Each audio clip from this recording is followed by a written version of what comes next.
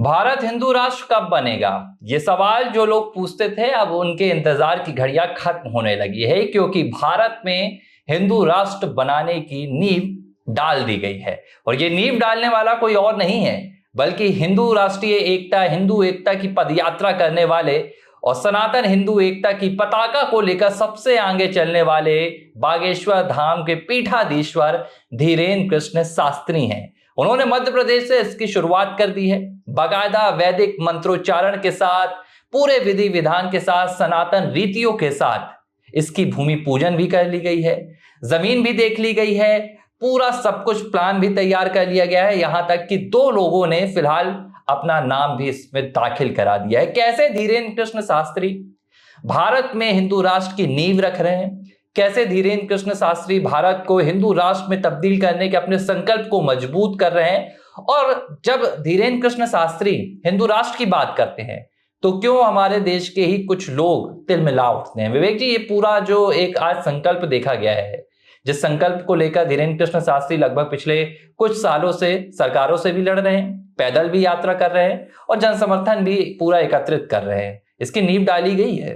देखिए, संविधान क्या कहता है वो तो अलग विषय है, और संविधान के अगर तर्कों पे जाएंगे तो एक अलग बात है, उस पर चर्चा न कीजिए, जन भावनाओं की बात कीजिए, क्योंकि जन भावनाओं से ही बात आगे बढ़ती है और तमाम प्रस्ताव फिर आते हैं, उसके बाद संविधान का रूप भी ले लेते हैं और प्रस्ताव संशोधन तमाम चलते रहते हैं।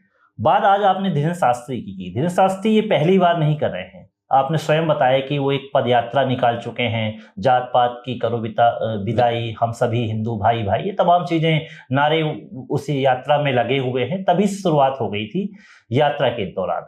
हालांकि वो मंच पर लगातार हिंदू राष्ट्र की बात करते रहे हैं और समर्थन भी, अगर उनके मंच की बात की जाए तो क्या बीजेपी, क्या कांग्रेस, तमाम नेता उनके दरबार में जाते हैं, हनुमान जी के दर्शन करते हैं और सिर झुकाते हैं भगवान के सामने। तो उनके समर्थकों की जो संख्या है करोड़ों की है और लगातार उनकी संख्या बढ़ती ही जा रही है और बेहद ही कम उनमें उन्होंने ख्याति अर्जित की है अपने यही हिंदुत्ववादी सोच के जरिए। तो इसी सोच को उन्होंने आगे बढ़ाया। क्या है कि हम विचारधारा पे अगर कायम रहते हैं तो कहीं ना कहीं हमारी पहचान भी स्थापित रहती है।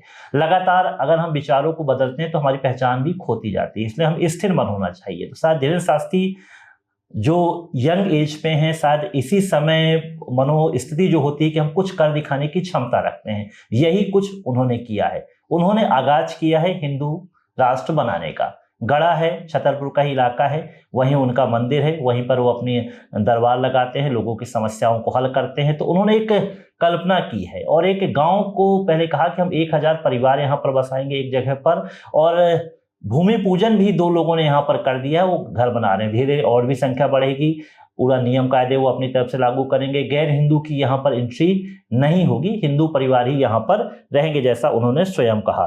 तो ये बात जो निकल कर सामने आई है तो आगे भी बढ़ेगी। 1000 हिंदू परिवार की इन्होंने भी बात की है। जमीन कैसी मिलेगी, इसमें समिति एक रहेगी, वो आवंटित करेगी लोगों को। शर्त बागेश्वर धाम जो जन कल्याण समिति रहेगी। पहले हिंदू परिवार यहाँ बसेंगे, समाज और ग्राम बनेंगे, फिर हिंदू तहसील, जिला और राज्य की स्थापना होगी। ये उनकी जो एक संकल्पना है कि इसकी शुरुआत एक गांव के तौर पर की जा रही है, क्योंकि भारत जैसे एक विस्तार, इतना बड़ा जो देश है, वहां पर पूरी तरह से किसी विचारधारा को इतनी जल्दी लाना कहीं ना कहीं संभव नहीं हो पाता है। और शायद इसकी शुरुआत इसलिए बागेश्वर धाम वाले जो पीठाधीश्वर हैं धीरेन्द्र कृष्ण शास्त्री एक गांव के जरिए कर रहे हैं। और एक बात आप ये भी देखिए कि जब धीरेन्द्र कृष्ण शास्त्री हिंदू राष्ट्र की बात करते हैं तो जो आपने कहा कि उसमें किसी गैर हिंदू को जगह नहीं मिलेगी, एंट्री नहीं मिलेगी, लेकिन धीरेन्द्र कृष्ण शास्त्री ये अपने बयानों में ये भी कहते हैं कि उनके लिए जो हिंदू राष्ट्र है वो एक धर्म से संबंधित नहीं है। हिंदू राष्ट्र एक संस्कृति से संबंधित है, एक रीति रिवाज से संबंधित है। और हिंदू राष्ट्र जब आप देखेंगे, वो कहते हैं धीरेन्द्र कृष्ण शास्त्री की आज दुनिया भर में आप देखिए कि अगर किसी देश में अगर कोई अल्पसंख्यक है, उसके ऊपर विपत्ति आती है और उसे स्वीकार करने वाले दुनिया भर में कितने ही मुल्क हैं, कितने इस्लामिक मुल्क हैं जो दुनिया भर के कितने भी इस्लाम अनुयायियों को स्वीकार कर लेंगे। लेकिन जब बात अगर हिंदुओं की आएगी, जब बात हिंदू राष्ट्र की आएगी कि अगर हिंदुओं को कहीं जाना है तो वो कहाँ जाएंगे? अब तो नेपाल भी नहीं रहा, वहां भी हिंदू राष्ट्र की मांग चल रही है। तो दुनिया में फिर तो ऐसा कोई देश नहीं बसता है जहां पर हिंदुओं को शरण देगा कोई।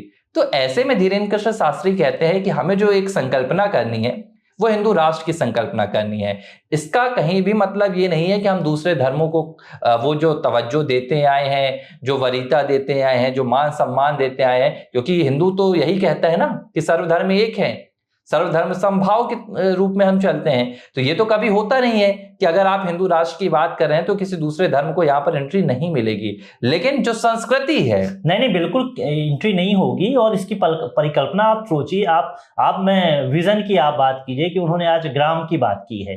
तो जब एक गांव बसेगा, ठीक है, तो शायद वहां पर पंचायत के चुनाव भी होंगे। तो पंचायत के चुनाव होंगे तो वहीं के गांव के जो लोग होंगे वो पंचायत का चुनाव लड़ेंगे। आगे जब गांव मिलेंगे, पूरे इकट्ठा होंगे तो एक तहसील का रूप लेते हैं। तो तहसीलें जब मिलेंगी तो वहां पर जो अधिकारियों की पद स्थापना होगी वहां भी हिंदू अधिकारी की पद स्थापना होगी, ठीक है। अगर वो आपका डिवीजन बनेगा तो वहां पर एसडीएम की जो नियुक्ति होगी वो भी हिंदू होगी।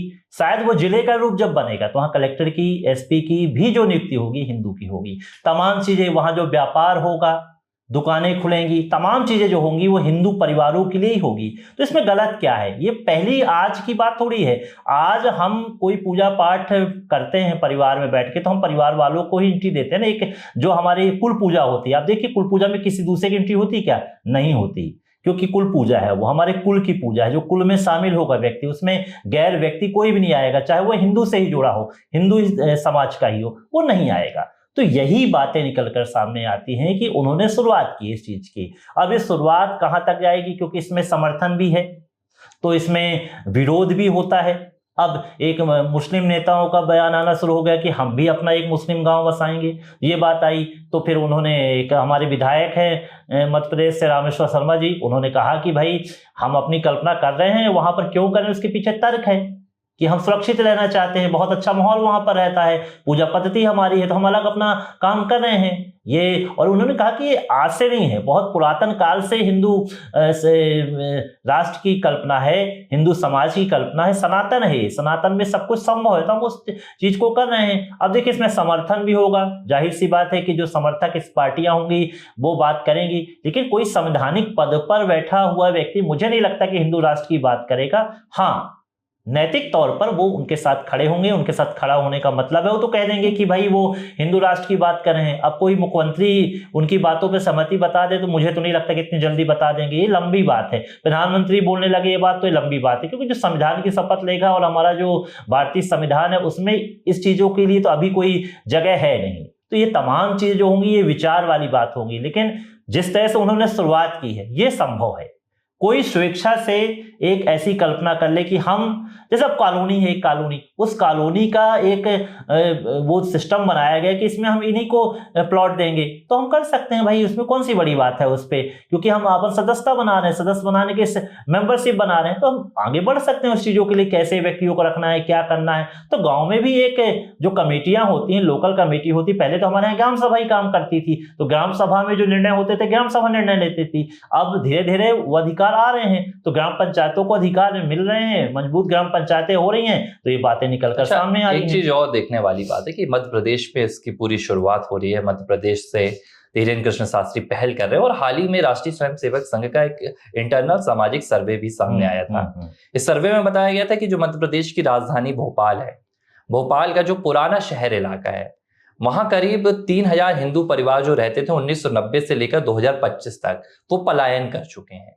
और इन हिंदू परिवारों के स्थान पर अब दूसरे समुदाय के लोग रहने लगे हैं, क्योंकि जिन्होंने घर बेचे उन्होंने भी हिंदू को नहीं बेचे। तो यहां से जो 3000 लोगों का जो कि हिंदुओं का पूरा एक जमावड़ा था वो पूरी तरह से उजड़ गया है। और जब इस तरह के सर्वे सामने आते हैं तो मुझे कहीं ना कहीं लगता है कि जो फिर धीरेन्द्र कृष्ण शास्त्री बागेश्वर धाम के जो पीठाधीश्वर हैं, इनकी जो मांग है कि एक ऐसा माहौल बनाया जाए जहां पर हिंदू सुरक्षित महसूस किया जाए, क्योंकि जो डेमोग्राफिक बदलाव आ रहे हैं वो पूरे भारत में देखने के लिए मिल रहा है। अभी हाल ही में उत्तराखंड में ऐसा मामला सामने आया। आप उत्तराखंड में अगर आप जनसंख्या को देखेंगे तो देवभूमि कही जाती है। उत्तराखंड की जो 82% जनसंख्या है वो हिंदू बाहुल जनसंख्या है, और जो 18% अल्पसंख्यक जनसंख्या है, जो मुस्लिम बाहुल जनसंख्या है, वो महज 4 जिलों में बसी हुई है। आप देखिए कि 4 जिलों में 18% मुस्लिम बाहुल लोग हैं। तो एक तो डेमोग्राफिक बदलाव आ रहा है। आप अपना एक माहौल तैयार कर रहे हैं कि जहां आप अपने समुदाय के लोगों को ज्यादा से ज्यादा बसाने की कोशिश कर रहे हैं, आप अपनी ताकत बढ़ाने की कोशिश कर रहे हैं। मैं कह रहा हूं कि अनेकता में एकता की बात हम लोग करते हैं, बिल्कुल ठीक बात है। हमारी भाषाएं अलग अलग हो सकती हैं, हमारी पूजा पद्धति अलग अलग हो सकती है, लेकिन हम पूजा पद्धति में एक जैसे तो बैठ नहीं सकते ना, तमाम चीजें होती है ना। हम सनातनी हैं तो सनातन पूजा पद्धति को ही अपनाएंगे ना। और कहा भी गया है कि पूजा भजन ये तमाम चीजें जो होती है एकांत में की जाती है, ये सभी के साथ सामूहिक रूप से नहीं की जाती। बहुत सारी चीजें धर्म ग्रंथों में बताई गई हैं। तो हम तो अगर एक अलग परिवेश का माहौल बनाने की कोशिश कर रहे हैं, धीरेन्द्र शास्त्री ऐसी बात कर रहे हैं, तो गलत क्या है? देखिए बिल्कुल संवैधानिक और बहुसंख्यक रूप से अधिकार अगर है। बहुसंख्यक लोग जो रहते हैं ताकत तो उनकी होती है। आप एक बात बता दीजिए, मैं एक संवैधानिक पीठ की बात करता हूं, मान लीजिए सुप्रीम कोर्ट में, एक लॉ के हिसाब से मैं बात करता हूं, 5 की संवैधानिक पीठ बैठी हुई है, 5 जजेस की। 5 जजेस में जो 3 अगर वोटिंग होती है उसमें कि 3 लोगों ने एक जैसा फैसला लिया, तो किसका माना जाता है? 3 लोगों का फैसला मान लिया जाता है, 2 को नहीं। यानी क्या हुआ? बहुमत देखा जाता है। तो यहाँ पर बहुसंख्यक हैं, तो बहुसंख्यक के आधार पर अगर उनकी आस्था पर अगर है, उनकी आस्था ऐसी है, अगर उनकी हम अलग रहना चाहते हैं भाई, एक जगह है हम वहां पर अपना बसाना चाहते हैं, बुराई क्या है? कोई जबरदस्ती हम तो उसको तो प्रवेश करने नहीं देंगे ना। हम अपने घर परिवेश में अगर एक बाउंड्री वॉल बना के रखे हैं ना, तो उस बाउंड्री के अंदर कौन आएगा, कौन डिसाइड करेगा? वो परिवार के लोग डिसाइड करेंगे ना, वो प्रवेश करेगा कि नहीं करेगा। तो वैसे एक गांव अगर बनाया गया है, वहां की एक सुरक्षा व्यवस्था, वहां के नियम और कायदे तय कर लिए हैं लोगों ने मिलकर, तो वो तय कर सकते हैं। हालांकि और नहीं, कोई भी सिस्टम होता है, समिति बनती है तो समिति के भी नियम बन जाते हैं। ठीक है, आप कंपनी का निर्माण करते हैं तो कंपनी में सदस्यों की संख्या होती है, कितने सदस्य होंगे, लेकिन उसके नियम कायदे कानून क्या होंगे वो तय किया जा सकता है। तो क्यों क्या ये जो आज ग्राम से हमने शुरुआत कर रहे हैं, परिवार शुरुआत कर रहे हैं, धीरेन्द्र शास्त्री तो गलत क्या कर रहे हैं? हिंदू राष्ट्र की कल्पना हो सकती, जब नेपाल हिंदू राष्ट्र था, उसके बाद अब बना दूसरा सिस्टम वहां पर चल गया, वो प्रजातंत्र में आ गया, तो ये तमाम चीजें बदलाव तो होता है। अब वहां पर फिर से हिंदू राष्ट्र की बात हो रही है। तो हम तो लंबे अरसे से बात करें, हमारे शंकराचार्य वगैरह जो हैं जो बात करते हैं उसमें थोड़ी सी वो होती है, वो कहते हैं कि हिंदू राष्ट्र की जगह राम राज्य की कल्पना के। राम राज्य का मतलब ये कि राम राज्य में किसी भी धर्म के प्रति भेदभाव, जाति, तमाम चीजों से नहीं। राम जी की तो कल्पना ही अलग थी, वो तो सभी को बराबर मानते थे, क्या जाति क्या धर्म सब उनके। लेकिन माहौल जो वर्तमान का है उसमें धीरेन्द्र कृष्ण शास्त्री की मांग भी कहीं ना कहीं उन्हें एक समर्थन दे रही है। एक बड़ा उन्हें व्यापक तबका है, ऐसा वर्ग उन्हें समर्थन दे रहा है। और जाहिर सी बात है ये शुरुआत मध्य प्रदेश से हुई है, लेकिन आने वाले दिनों में इसका मध्य प्रदेश से शुरुआत क्यों हुई आप ये बताइए? मध्य प्रदेश के जो मुख्यमंत्री हैं वो तो खुद सनातनी हैं, और आप विक्रम संवत्सर का पूरा आयोजन आपने देखा, ये जो प्रतिपदा में किया गया, आप वैदिक गणित की बात होती है और उसमें आपके उज्जैनी की बात होती है। तो हम तो पुरानी पद्धति पे ही पीछे लौट रहे हैं ना। जिस प्रकार जिसका जैसा राजा होता है, प्रजापालक होता है, वैसी विचारधारा होती है। तो यहाँ पर मुख्यमंत्री की विचारधारा भी इसी तरह सी है। बिल्कुल जाहिर सी बात है कि मुख्यमंत्री मोहन यादव है और धीरेन्द्र कृष्ण शास्त्री का ये जो व्यापक अभियान है आने वाले दिनों में बड़ा असर भी दिखा सकता है। ABC हिंदी न्यूज, आज ही जुड़िए हर खबर के साथ